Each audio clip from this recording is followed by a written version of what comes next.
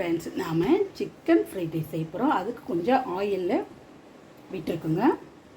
சிக்கனை வந்து கொஞ்சம் பொரிச்சிக்கலாம். இது கூடவே உப்பு, பெப்பர், ரெட் சில்லி பவுடர், ஒரு எக்கும் போட்டு ஃப்ரை பண்ணி எடுத்துக்கலாம் ஃப்ரெண்ட்ஸ். கொஞ்சம் மிளகாய், கொஞ்சம் உப்பு,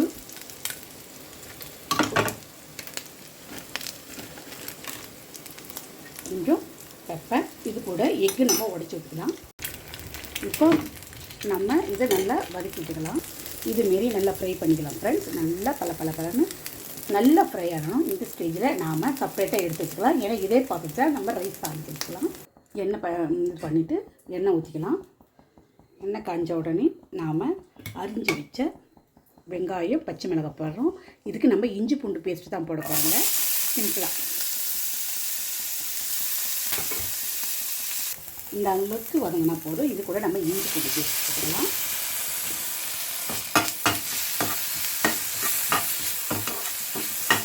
ஆனியன் ஃப்ரெஞ்சாக தான் இருக்கணுங்க. நம்ம வந்து இஞ்சி பூண்டை வந்து அரிஞ்சிக்கல, பேஸ்ட்டாக சேர்த்துக்கிறோம். இன்னும் டேஸ்ட்டாக இருக்கும். அதனால் நம்ம வீட்டில் ஈஸியாக எளிமையாக பேசுகிறத இந்த கப்பு அளவுக்கு ரைஸ் எடுத்துக்கணும். இது வந்து டயட் ஃபுட்டுமேட் இருக்கிறவங்க 2 பேர் சாப்பிட்லாம் ஃப்ரெண்ட்ஸ். இப்போ இதை வந்து ரைஸோடு கொட்டலாம் ஃப்ரெண்ட்ஸ். இப்போ வந்து நாம் வெங்காயம் வதங்கிட்டு போதுங்க. இப்போ பொரித்த சிக்கன், எக்கும் போட்டுடலாம். இது கூட நம்ம ரெடி பண்ண ரைஸு போட்டு மிக்ஸ் பண்ணிக்கலாம். இது வந்து நார்மல் ரைஸ் ஃப்ரெண்ட்ஸ். மிக்ஸ் பண்ணிவிட்டு காமிக்கிறேங்க. இப்போ நம்ம சோயா சாஸ் வந்து ஒரு 1/2 ஸ்பூன் போட்டுக்கலாம். சில்லி சாஸும் டொமேட்டோ கெச்சப் இதுவும் மிக்ஸ் பண்ணிக்கலாம். லாஸ்ட்டில் கொஞ்சம் பெப்பர் போட்டுட்டு நம்ம மிக்ஸ் பண்ணி எடுத்துடலாம் ஃப்ரெண்ட்ஸ்.